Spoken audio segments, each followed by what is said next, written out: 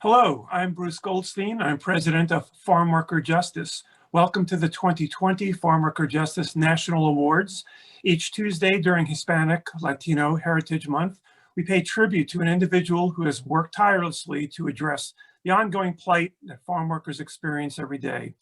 We are honoring this year's awardees through a series of 30-minute presentations recorded via Zoom and then released on our social media sites. Please log on to the Farmworker Justice website for a complete list of awardees and presenters and how to watch the videos. That's at www.farmworkerjustice.org. Before we begin, I'd like to tell you about a little bit about the work that Farmworker Justice does. Founded in 1981, Farmworker Justice is headquartered in Washington, D.C. to help farm workers have a strong voice in the nation's capital. We also have staff in Southern and Northern California. Our organization has a track record of working with community-based organizations and farm labor unions and other farm worker serving organizations throughout the country to help them have a voice in the courts, in Congress, in federal agencies, in the media, and in the fields. We focus on immigration policy, labor rights, occupational safety, health, access to health care, and access to the justice system. We carry out our work through policy analysis, advocacy, litigation, capacity building, and corporate social responsibility initiatives. Our special events provide us with an opportunity to raise the critical financial resources that we need to serve farm workers. And we appreciate our supporters of these awards, and they include this year the California Community Foundation, led by Antonia Hernandez, the United Nurses Associations of California, Union of Healthcare Professionals, the AARP, and Good Farms. Now, let's begin. Today, we pay tribute to Antonia Hernandez with the Shelley Davis Memorial Award. Hello, Antonia, and welcome. Thank you. Thank you. So I'd like to tell our audience a little bit about the person the award is named for.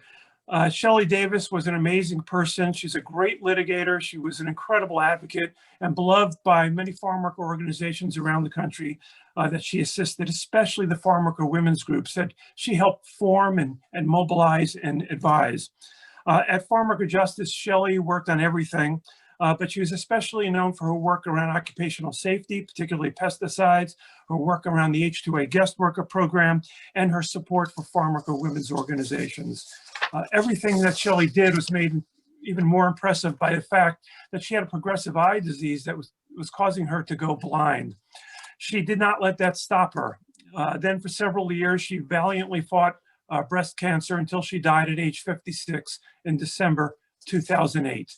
And her family and friends came together to create the Shelley Davis Memorial Fund, and each year we present awards in her name. So let me tell you about our awardee. Antonia Hernandez began life as a farm worker. She went on to become an attorney, activist, philanthropist, and a highly respected national leader.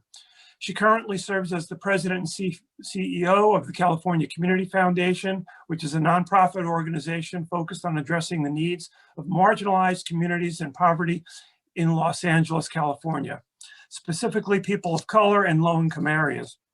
Antonia made history through a number of activities throughout the years, including one that's sort of come to relevance again recently. Madrigal versus Quilligan in 1975 was a lawsuit filed by 10 women of Mexican descent who were involuntarily sterilized at the Los Angeles County Hospital. That successful litigation reformed the practices nationwide. She's also the first Latina to serve as staff counsel to the United States Senate Judiciary Committee. Antonia worked on the campaign for president of Senator Ted Kennedy in 1980.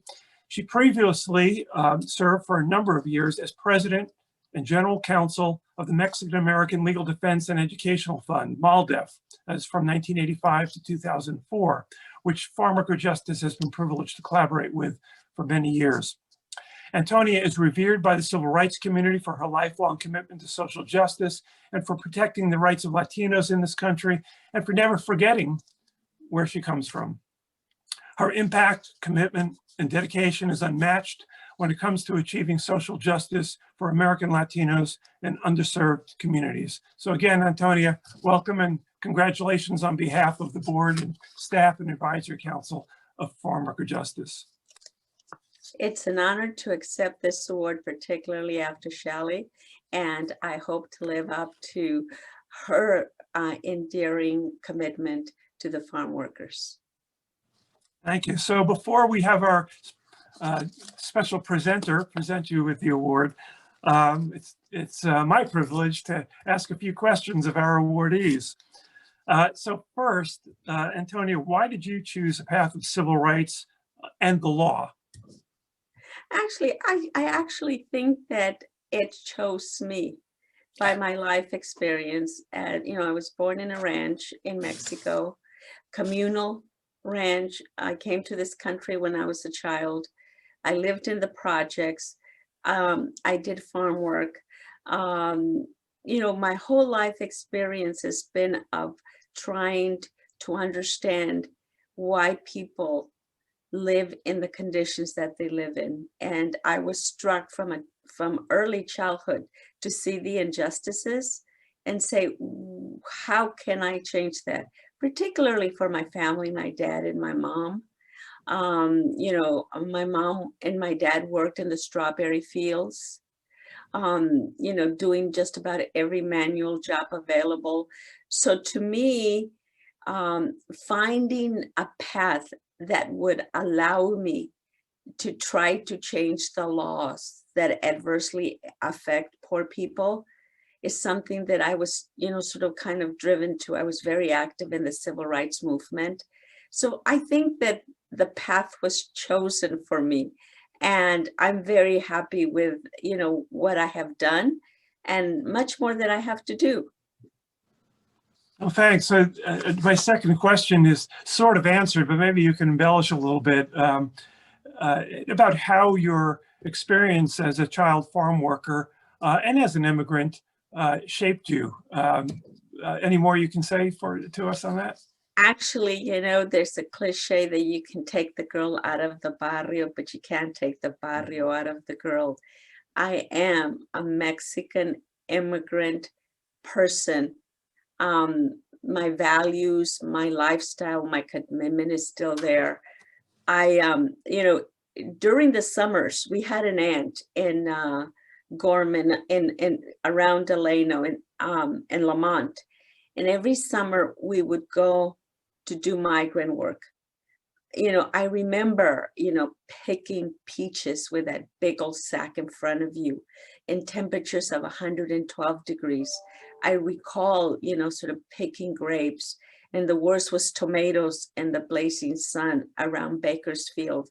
I know how hard farm workers work, and I don't believe that they are treated well. You know, they work so hard in terrible conditions to put food on our table. And I think that life experience has never left me. You know, the cliche of don't forget where you come from. I still am an immigrant, migrant person with a sense of obligation to help those less fortunate. Well, and that's obviously, it's just obvious that that has carried through to your work. There's a book you may have read about the history of trying to win immigration reform up through the 1986 massive immigration reform, and farm workers played a central role in that. And it's a book by Charles Kamasaki, a great book called The Corpse That Would Not Die, about immigration reform. Yeah. And there's a place in the book where it talks about in the 1970s and early 80s, your advocacy around the issue of guest worker programs and granting farm workers a true immigration status. And so I was really impressed because I didn't know that you had been involved in that debate. And of course, Farmworker Justice has been involved in that since its inception. And I have since I joined the organization in 1988. So it was great to see that connection. Yeah, and you know, it's really interesting, as I said, you know, you are who you are. And as an immigrant in a position to be able to influence immigration law, When I worked for Senator Kennedy, that was my portfolio. And so I've been involved with, Missouri 1, Missouri 2, the variations of immigration legislation. And I think more people are needed that have had the experience, who understand, the importance of migration and immigrants. This country is what it is because of immigrants, not just from, south of the border, from every part of the world. And so we have an immigration policy, but we don't have an immigrant policy. Once immigrants come in, we have to devote resources to bring them into the society. The interesting thing about migration and immigration is, the society changes the immigrant and the immigrant changes society. And the beauty is when the bending of the two, that's what makes us so vibrant. So to me, I know that immigrants have made this country great. And I will continue to work to make sure that immigrants and farm workers get their just recognition for the many sacrifices that they make. Well, thank you. Eloquently said. And it's a nice segue to my final question, which is, you're the CEO of an important foundation. What is the role of philanthropy, and what should be the role of philanthropy in helping immigrants, particularly Latino immigrants, and especially farm workers?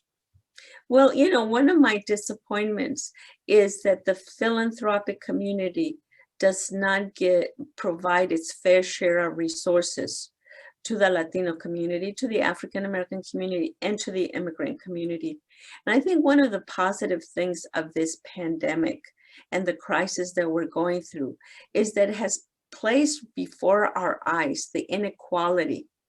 And it has forced us to look at our health system, our work safety system, the poorest of the poor. They call them essential workers. Those were the workers that nobody recognized before. The daycare, the cleaning people, the teachers, the grocery workers, the farm workers. These are the people that make our society work. And we have to recognize that they have to earn a living wage, that they have to have working conditions that, give them pride in what they do and the recognition. So in many ways, I think philanthropy has failed in that regard. And hopefully a renewed focus on funding those organizations that are doing God's work, who are out there advocating for the poor. And, I hope that the record of CCF, the California Community Foundation, shows that you can do this, and focus on the poor and the vulnerable to make us a more just society. Thank you. You took a lot of the words right out of my mouth. And I'll just add that we are hopeful that the designation of farm workers as essential workers during the pandemic has demonstrated how indispensable they are to the food that we are sometimes having trouble finding in the grocery store, to our nation's food security, and that realization will help us demonstrate that there is great unfairness in the nation's laws and in the fields, and that things need to be done to solve those problems, and that we build a lot more support for changing the laws and supporting the organizing that's going on in the fields. So thank you. Thank you very much. So let me say that to help us present the award to you, we've asked someone who's a familiar face, not only in this country, but actually throughout the world. She's known for her acting roles, but in some ways to us, her most important leading role is that of an altruistic person who has served the Latino and underserved communities. That is Eva Longoria. She comes from humble beginnings in South Texas, and from a very young age, her parents taught her that giving back to the community was just a part of life. And today she has the Eva Longoria Foundation, which has resources and supporters to highlight and make a significant impact on the issues that are close to her heart. She concentrates her efforts in bringing people together to empower women, specifically Latinas, to reach their full potential. Eva is focused on the Latina narrative to be one of academic and career success, equal representation, appropriate recognition, and economic mobility. So now we're going to have a video visit from Eva to present the award. Hi, Antonia. Antonia, you are someone that I deeply admire, I deeply respect, and I deeply love. I'm honored to be able to present you with the Shelley Davis Memorial Award. Shelley was a fearless and tireless attorney. She was one of the smartest, toughest, most effective advocates for farm workers in America. She devoted over 30 years in law, most of them at Farmworker Justice. And Antonia, you too are fearless, and you've dedicated your life to helping others. You are a national treasure and a guardian of the Latino community. Your impact and commitment and dedication is really unmatched when it comes to the sacrifices that you have made to achieve social justice for the American Latino. I'm deeply honored to present you with the Shelley Davis Memorial Award on behalf of immigrants and farm workers and Farmworker Justice and just Latinos in general. May God bless you always, and thank you for being not only a great friend of mine, but the madrina of the Latino social movement. Thank you so much. I love you. Congratulations on this very well-deserved honor. And we really appreciate Eva Longoria helping us present this award to you, Antonia. Well, thank you so much. And, you know, it is indeed a privilege to accept this award for a whole variety of reasons. But most importantly, you know, on behalf of my parents and all the farm workers who toil in the fields. One of the things that I want, the message that I want to send to everyone is that we are not powerless. We have the power to change. We have the power to make things better. And, you know, our power lies in working together to improve the lives of people. You know, we're in the midst of a very contentious period in history. We have to get out and vote. For, you know, those who are undocumented, we will find a way to make it right. For those who are legal, please become a citizen, protect yourself. And for all of us who are citizens and have the capacity to vote, please vote. That is the power that you have to organize, to gather together and to focus on what brings us together. You know, my father was born in Texas and his family was deported during the 30s when there was a massive exodus of Mexican Americans from Texas.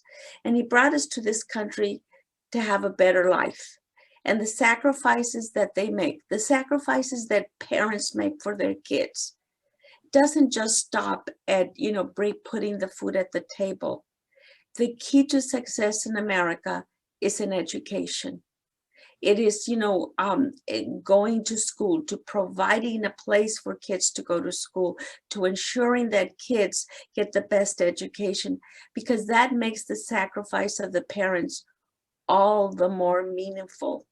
As a Latino community, we have grown phenomenally, but numbers don't mean anything if we don't exercise that collective power. And it's not just a power, it's a responsibility. When I was at Maldiv, and even today, when people complain about all that is wrong in society, and I asked, did you vote? And when they say no, then I said, I'm sorry, I have no time for you, because you did not exercise the power that you have to change. And we're going through some difficult times. The pandemic is affecting our community tremendously. We have to unite, because united we can make a difference. And for the farm workers, we have to work so hard, and we have to advocate and be forceful in improving the working conditions. It is hard to imagine what it is to toil in the fields with 110 degrees sun, you know, with no health care benefits, with no clean water available, with no toilets available, waking up at 4:30 in the morning. Just imagine that you had to do this day in, day out. So for me, all workers should be recognized, but the farm workers are the ones that need the most protections. So for me, it's been an honor to be associated. I've always said it's an honor and a privilege to have been a farm worker, because I know what it's like. And, you know, it's honest work.